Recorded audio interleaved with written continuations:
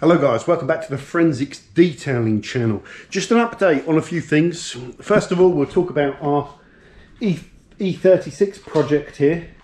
Looking quite nice actually at the moment.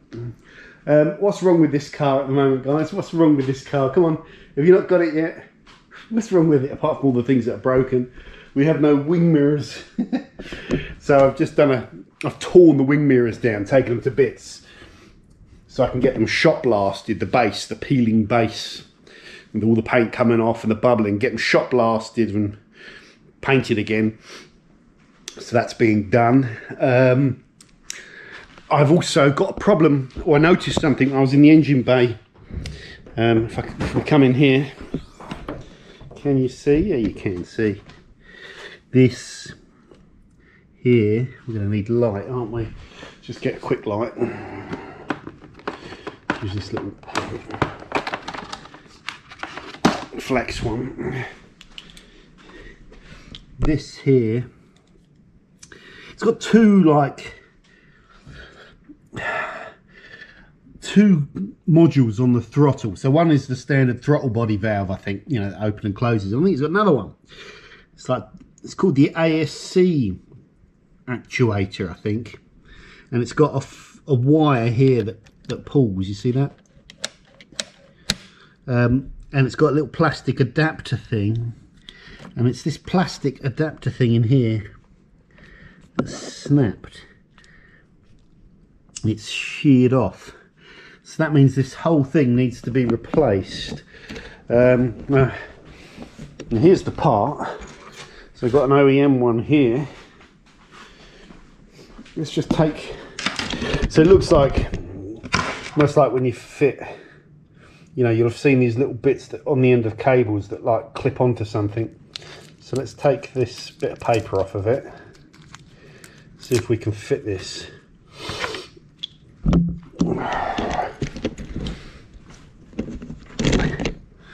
So the other end of the cable, oh god, nothing's quick, is it? It's going into that box there, so I think we need to take that apart.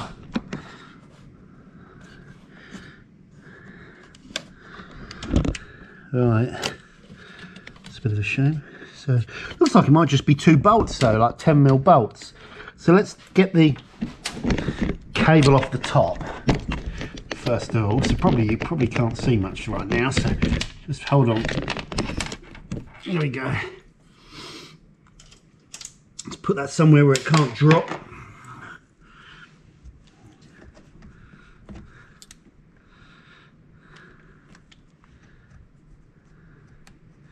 How does that fish out of there? Oh, it's right at the back there. Okay.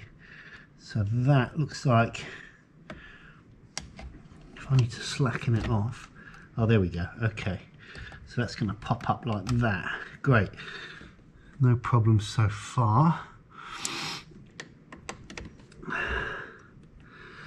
I'm going to have to unscrew that. Oh no. If I push all of those. Okay, that takes this out, which is great. I can put the same amount of play on it.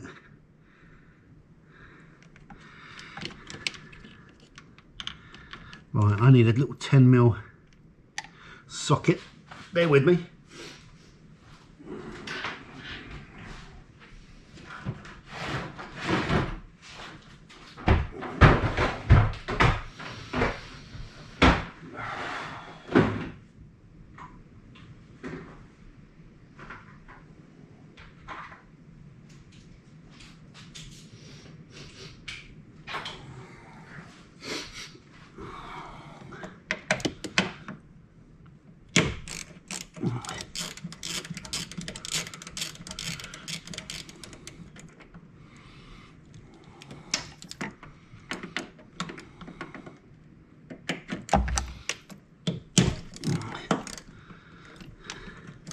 I'm getting there with this car. I'm going to do a video, shoot a video soon. So I'll show you what I'm fiddling around with. I've just got to take that bolt there and then that one there out. So let's do that.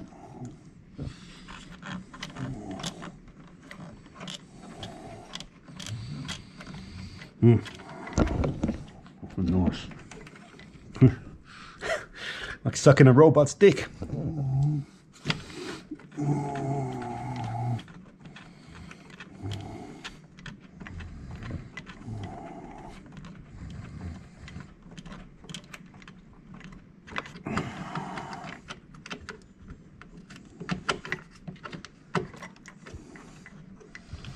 Hold on. Let's get this out of the way. Trousers are falling down. Camera in one hand. I never think these things through when I do these videos. Right, out with this. Come on, I want this done quickly. I want this done quickly. On there, get this out. There has to be. Oh, that's out. Now this one.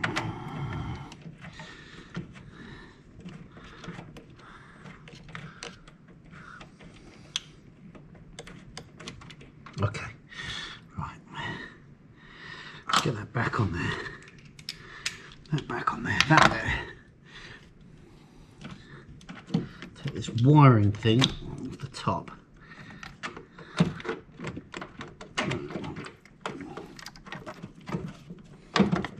Come here, you fucker. Stop it there, a bit of cabling. Right, there it is.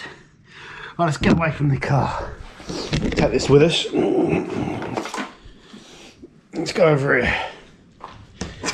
Been doing lots on tools lately. Massive review coming on these DeWalt tools, so I won't spoil all the fun by saying what I think of them now. But I just find it very interesting doing all this stuff. So it looks like we've got a little flippy hatch here, and look, we can see inside there our little bit where this is going to go on. So if I pull that, okay, so I'm just going to get some clockmakers things. I'll bring you with me so you're not on your own waiting there for me to get back or clicking off and going to watch another video. So clockmakers, it's what I call, I don't know, watchmakers or clockmakers screwdrivers. Okay, that'll do. Always very handy. Right, let me just blow my nose. I'm sniffing here.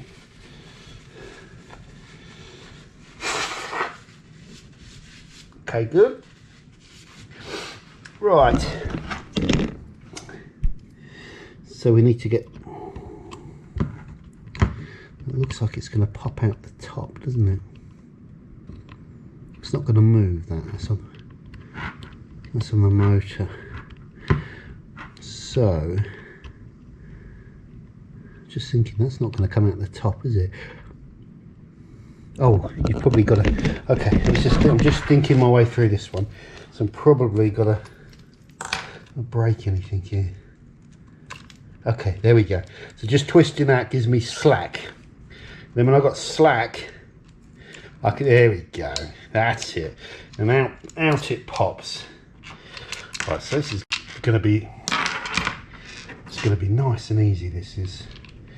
So in pops the new one. Nice and easy, he says. Shaky, shaky, shaky. Just think this through.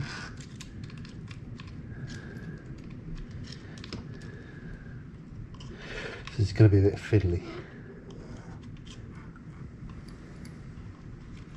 So what I need to do is get some slack. There we go, get some slack. I think it make it, yeah, it's handed as well, so the bottom bit needs to go down. And this is going to be more of a pain than I thought. Oh, this is how you do it, look. This is how we do it. There we go. There we go, in. Okay, that's connected. So now just leave that like that. Then if I pull the other end, I don't want to take the pressure off that or else it will pop out. So if I pull the other end and keep that pulled, I think that's it, that's gone into the groove. Now that's not going to come out. I can pop that back on. Take this with us. Oh, let's get the adjustment correct. So we want the same amount of adjustment here. Oh, you see that?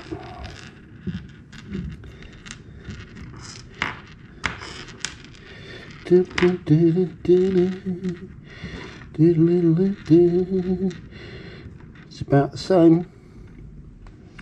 Now, okay. And let's get our part. Let's give the part a little wipe down actually. The chance it gets to get a little clean. Get some of the dust out of the module. The dirt. You'll be able to get it. That'll do. Detailed. Not.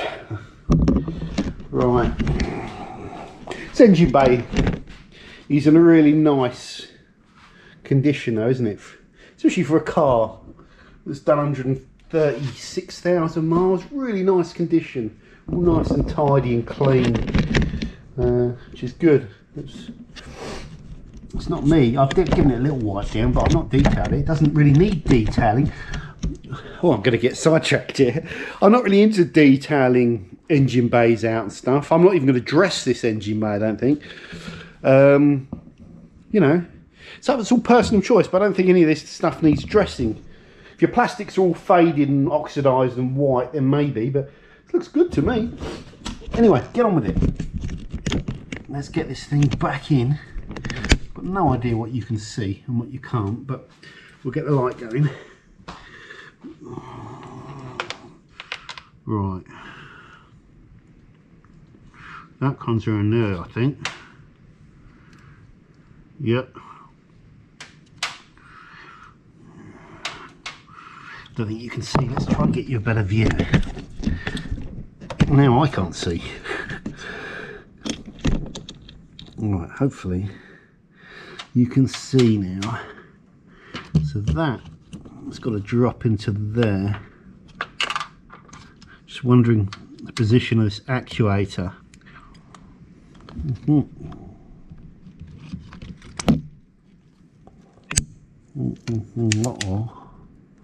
Oh. Aha. Alright. So let's get these cables out of the way. It's got to go underneath here.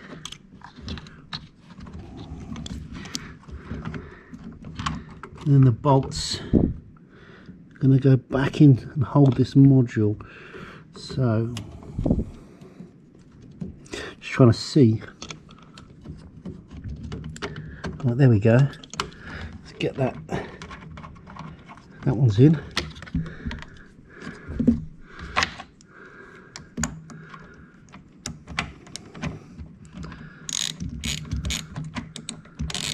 I think I've got that one as well. Yeah, I think they're both in now. So let's just tighten these up.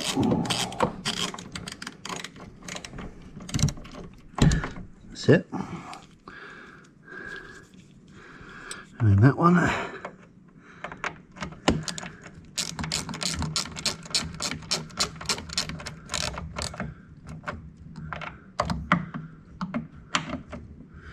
Okay, done.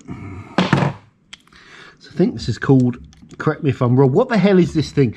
An ASC actuator module. So it's got something to do with kicking in. So it's probably another thing that restricts airflow to the engine.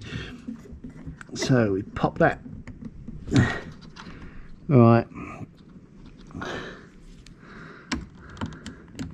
Get in there. That's it. Right, good. And then if you peeky over the top with me, you see, just in camera shot, there. There. We've got to get this with that section there. She will go that way. It's got to go on top. So what we'll do is just wedge that there. A bit more. Pop that in. Come on. Ah, you swine.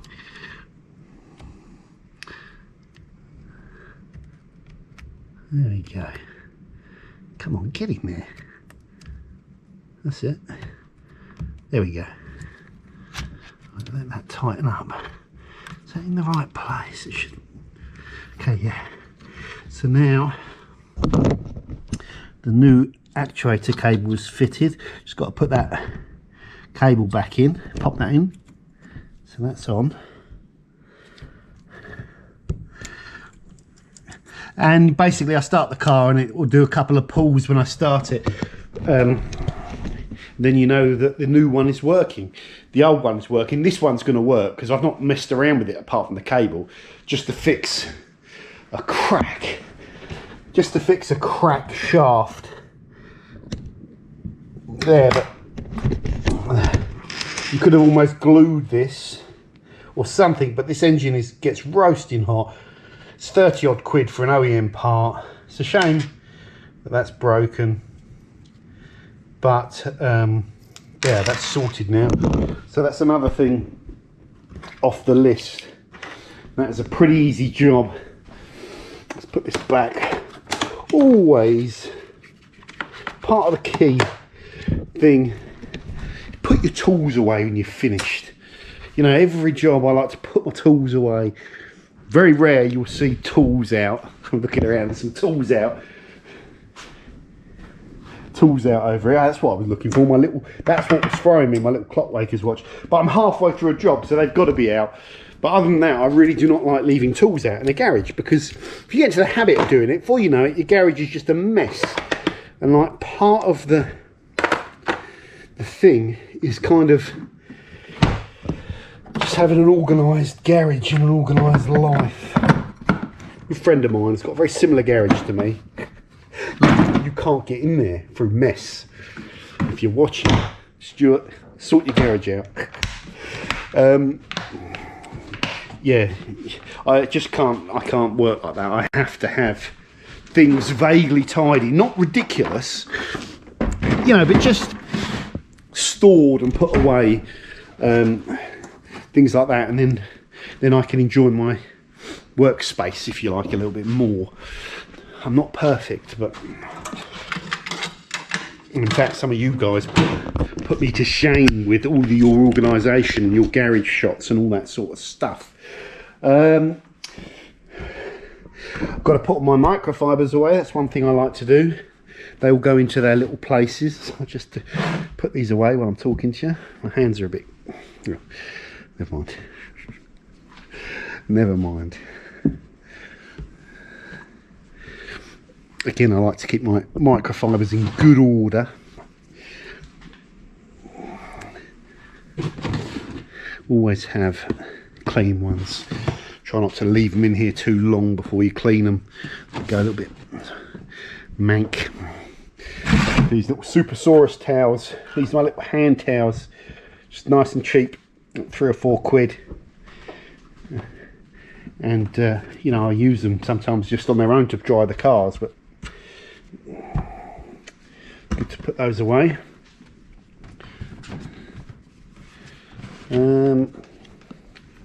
Bit awkward trying to do this with one hand. Right, that's all my stuff. These are now dry, so let's put these flex pads away. Oh yeah, okay, that's interesting. Right, and we put away our noodle, which I think goes in here, yeah, which is the other noodles. And then we put that back up here, and now we're getting back to tidy. Right, so let's put this down. Can I slam this back down again? I think I can. Some questions for you. Okay, let's go around this way. I've got the car over here, so it created me some more space to do some filming. But it's designed to go in here, and then I can get round the back of the car a lot easier. Question for you. Oh no. Oh. Bollocks. Sorry, forgive my French. Oh, I'm in the car. Handbrake off. Give it a little push. Nope, it's gone back again. Just so I can get the boot open, because the battery's flat. Because I've been messing around with the car. You should always take the battery off if you do messing around with the wiring. Guys, boot lid. Where can I get a boot lid? Do BMW sell new boot lids? Because the boot lids that breakers seem to have seem to be absolutely hammered.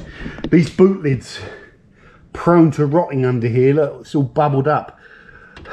To fix this, I took all the mastic off the other day and had a look at it. Surface rust on the panel is not too bad, but for some reason this other bit is rusted there, and that's going to be rotted right through. Do BMW sell new ones? Phone them up and ask, John. I'm asking you. And if they do, are they specific to this? Because where they've drilled through, do they just drill the holes out and then mount this on top? Or do I have to get a special boot lid for the spoiler? I'm guessing actually these are just the same and they've just been drilled out. Literally just looking at those drill holes. So it might be the case that BMW, it's worth spending loads of money, and if BMW do sell those boot lids, they're gonna, you'd think it'd be about 300 or 400 quid. That means it will probably be about 500, 600, 700 quid, something like that, for these parts if they do still do them. Let me know. I've got to sort that battery out. We'll come back to this in a second. What else is going on, guys? What else is going on apart from all that stuff? Things are going great. Things are going great at the moment. Life is good. Can't complain. Imran, the legend, sent me some tools to review. These are his new. So a while ago, Imran moved and started selling this tool. This is called a DA8, and it's just an 8mm throw dual action polisher, and it's designed to be like that entry level polisher. Let me just sort the camera out. Sorry, you can hear some noise.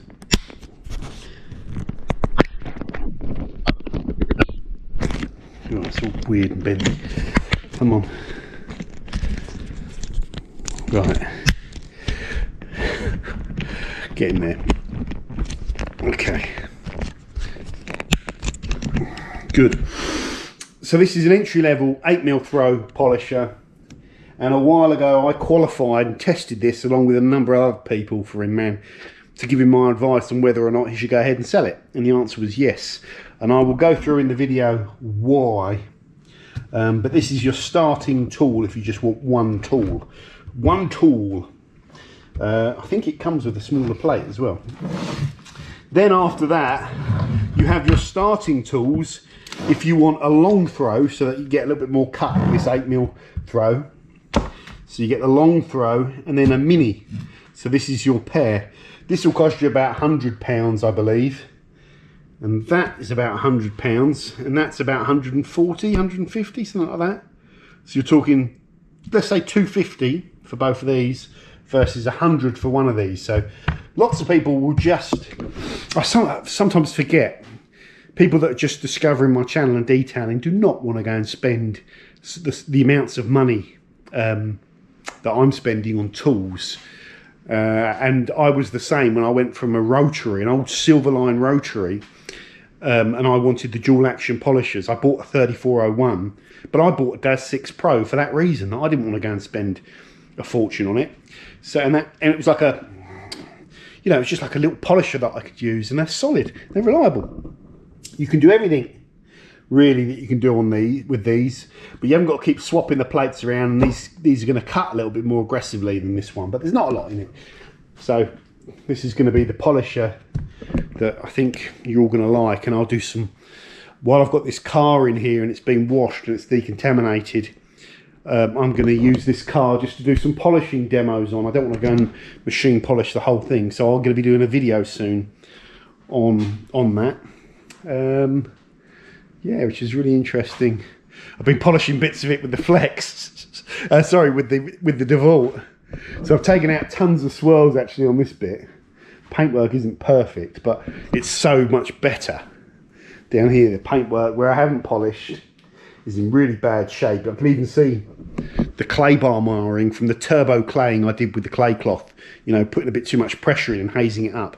But it doesn't matter, because it just doesn't matter. The paintwork's in awful condition.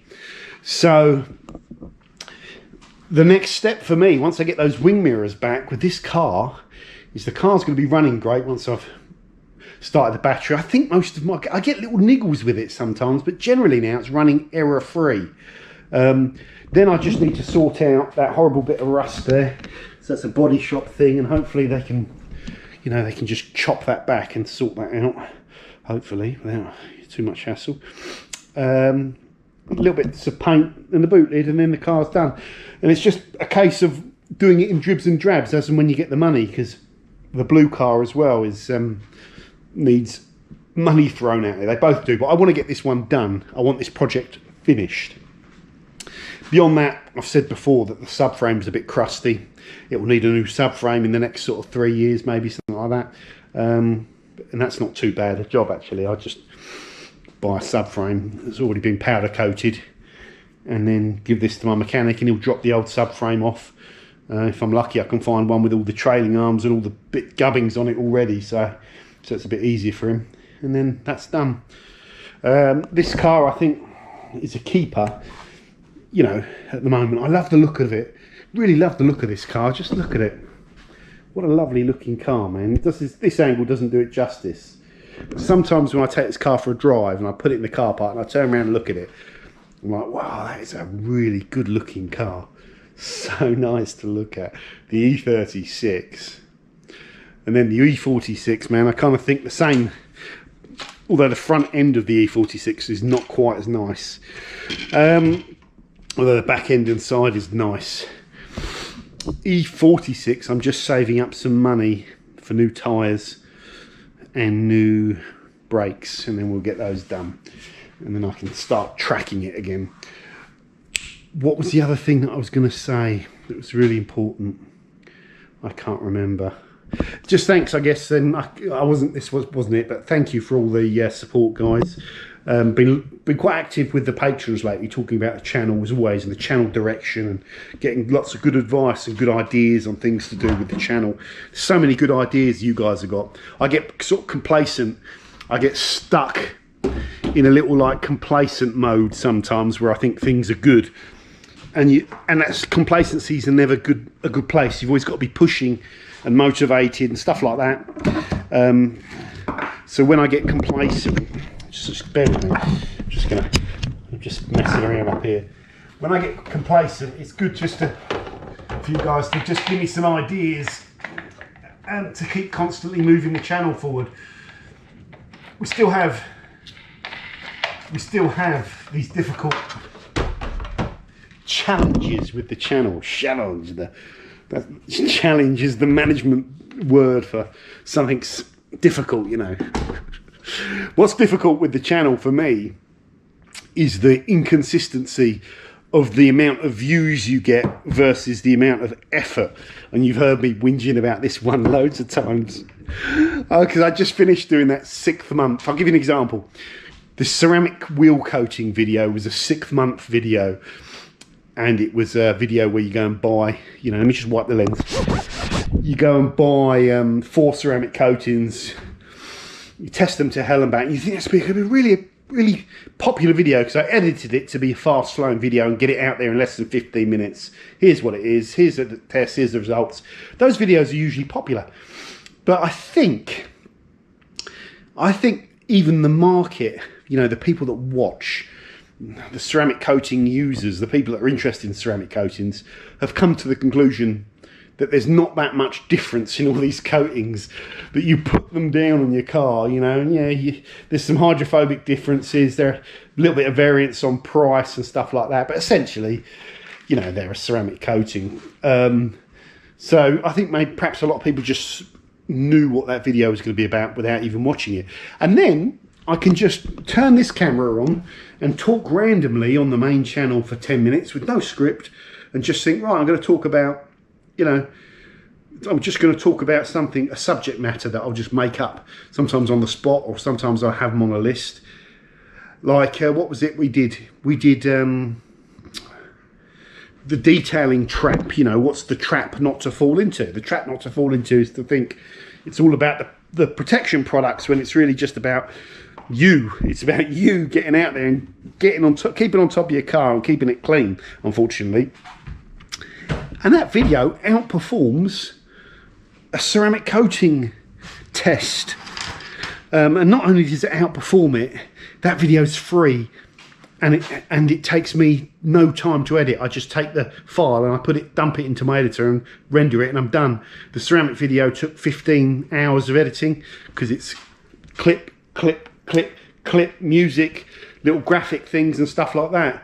So again, I've got that dilemma of, it seems to be that the ad lib, low edit, budget content is just as popular as the content with all the editing in. So balance, as always, balance. I could see that as a negative and go, I'm not going to do the long videos, or I could just balance it, because I enjoy sometimes doing the long videos. But yeah, they can be a bit of a pain when they flop. They flop. It goes back to what I was saying when I hit 100,000 subscribers. You've got to be prepared to fail, haven't you, when you're doing YouTube? Well, you haven't got to be prepared to fail, you know. But if you're not prepared to fail, you won't try any other new videos, and you'll just be doing the same content as everybody else, the stuff you know that works, the stuff you guys described it as what works on YouTube, and you hit the nail on the head. Gumph. You know, the videos which do the best are just less talking and just fast flowing music, you know, an end-to-end detail, a transformation, all that sort of stuff goes really well. But I mean, we could just do that 24/7 if you want, but that would drive me even more bonkers. So it's balance, isn't it, as you hear me say. So we will, this week, I've got loads of content to publish. I've been a busy boy, some really cool videos coming. This week I'm going to be testing these, and am I still recording? Better be recording. I'm going to be testing these, giving them a good innings. I'll probably spend a morning just playing around, then set the camera up, get some footage. I've been over with Fresh Lads, and they've had a go on these tools. I'll go back over there during the week as well, and just give them a bit more tool time so I can get a second opinion. It really helps to get a second opinion as well. Really interesting, actually. It's so useful to get a second opinion. I'm just thinking out loud. That's it for this one, guys. I'm going to put my battery on charge, because this is also drained. It's blowing a gale outside. It's horrible weather now. We're moving into winter. We're probably going to be going into a second lockdown at some point, which is going to be awfully bad, isn't it? But once again, thank you all for the support, and this is an informal video, and I'll see you soon on my Forensics Detailing channel. Cheers, bye now.